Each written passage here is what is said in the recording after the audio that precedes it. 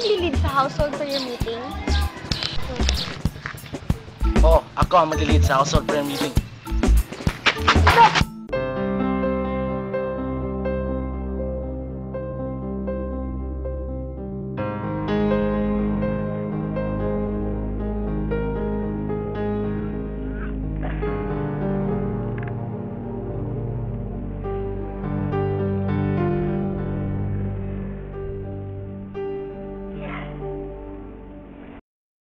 Nasaan na ba siya? After 8 centuries, nasa napakagandang babae na yan. We only have 5 minutes, 12 seconds, at 2 times 2 milliseconds para makachip ang last step papunta sa amin! Hindi man lang niya naisip na magkaka-sunburn na tayo sa kakahintay sa kanya? Twilight. Yeah.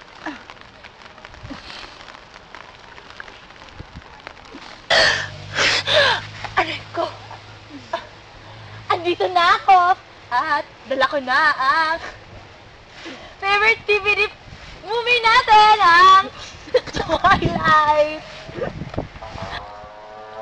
Dahil ikaw ang may pinakamalapit ang bahay mula dito. At ang may DVD player sa ating tatlo. Na tayo manunod sa amin? Thank you! Well. So now, by the power bestowed upon me, I declare that our house, yes, our house, will be highly entirely exclusive for DVD watching only! DVD watching!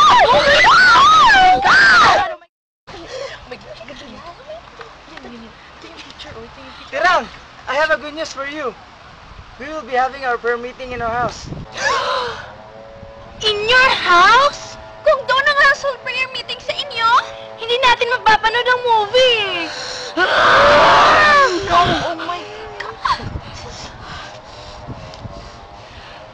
Kailangang gumawa ako ng paraan upang hindi matuloy ang household prayer meeting sa amin.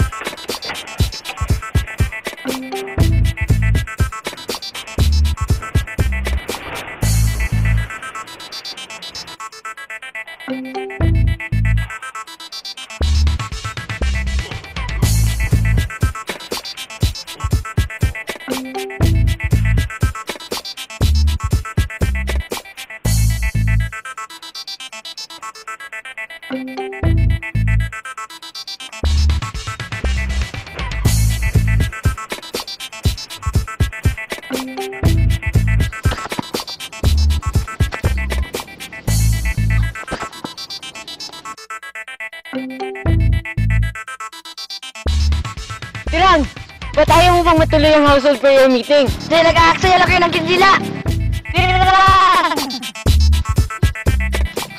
Tirang, alam kong hindi yan ang totoong dahilan mo. Oh, hindi nga yan ang dahilan ko. Joke lang yon. Ang true reason ay manonood kami ng movie sa bahay namin. At hindi yun matutuloy pag mga household prayer kami sa bahay namin. Tirang, mas masaya ang barkadahan kung laging uunahin natin si God.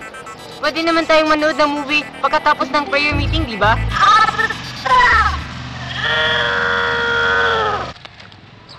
Ang mga YFCs nandito na! YFCs, I have a bad news. Ang mag-lead daw sa household prayer meeting ay nag-kidnap! Ang snaps! Nag-kidnap? Paano ng household prayer meeting? Eh, hindi na matutuloy. Wala na mga gamit. Wala na mag-lead.